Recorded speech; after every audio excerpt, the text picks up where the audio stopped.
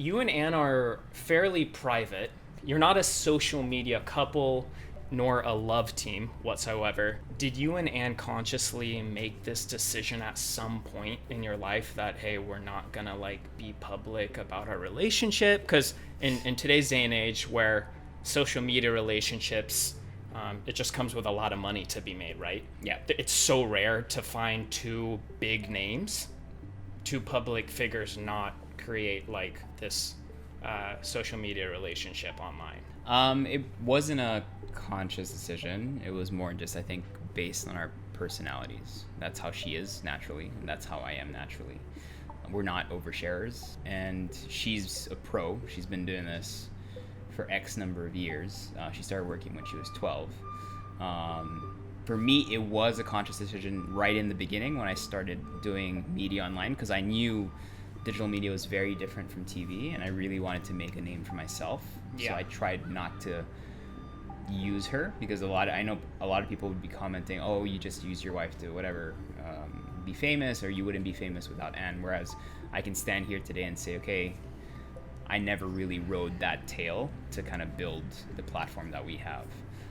So that was the only part that was conscious, to make sure that I didn't blur that boundary of personal life and work, and I wanted to get known for the work that I was putting out.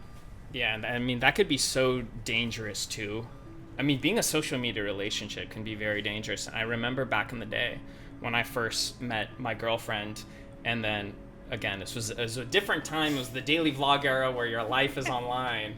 And then you were warning me, you're like, bro, you're like showing a lot of your relationship online. Like, it might seem all fun now, but like later on, this is going to cause some difficulties. And I was young and in love, and I was like, I don't care. Like, I'm just having fun. Like, I love it. You know, when you're young and in love, you don't care. You don't think.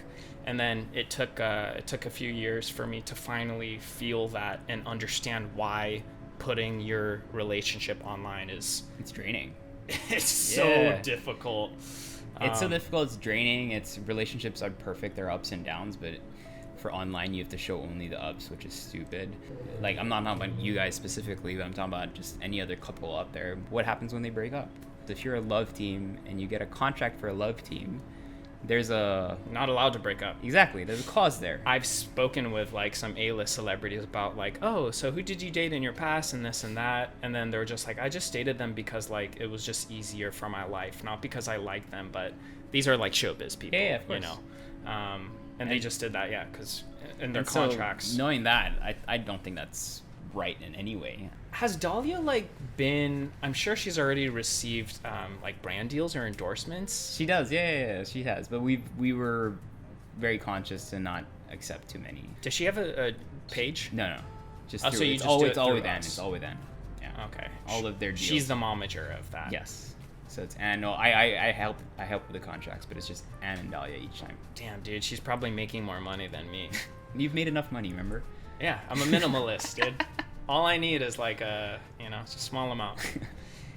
And then is she gonna become like a child brand endorser as she ages? Have you ever even thought about that? We've thought about it, and we want to keep it very minimal. So that's a unique, weird place to be in as a child. Yeah, exactly. That's why we don't want to kind of make that decision. And so we talked about it, and we said, okay, you know, in the first year of life, or first couple of years of life, then there are a few endorsements that are fine. Look at maybe 1, 2, 3, maximum of 4, but then after the age of 2 to 3, probably very, very minimal. I mean, I think personally, like 4 or 5 is cool because you don't really remember that much stuff. It's so like foggy, so you basically don't exist. I did. So I was actually, when we were talking about this, I was actually looking for these commercials. My mom made me do commercials when I was like 5 or 6. One was for Star City, one was for Chocolate. So I did a bunch, and I don't remember them. So yeah, so same thing. I think if, you know, the question is if she ever wants to become an actress or part of showbiz, who am I to say no, right? So she can basically do whatever she wants, but you don't want to ever force someone into thinking that something is normal. Like, so I don't want her growing up thinking that being in front of 10 cameras is normal. Content creation? Like I said in the beginning, like, it's not something that I would ever say no to. But no, there's no real drive. I mean, at the end of the day, she'll do what she wants to do. Yeah. But the one thing I do want to, I want her to finish high school. I want her to finish university. And at the end of the day, whatever she wants to do, it's on her. If you liked what you saw and you want to listen to the full episode, then download Spotify and follow us at SuperHuman with Will Dasovich. It's completely free, it's linked below and easy to use.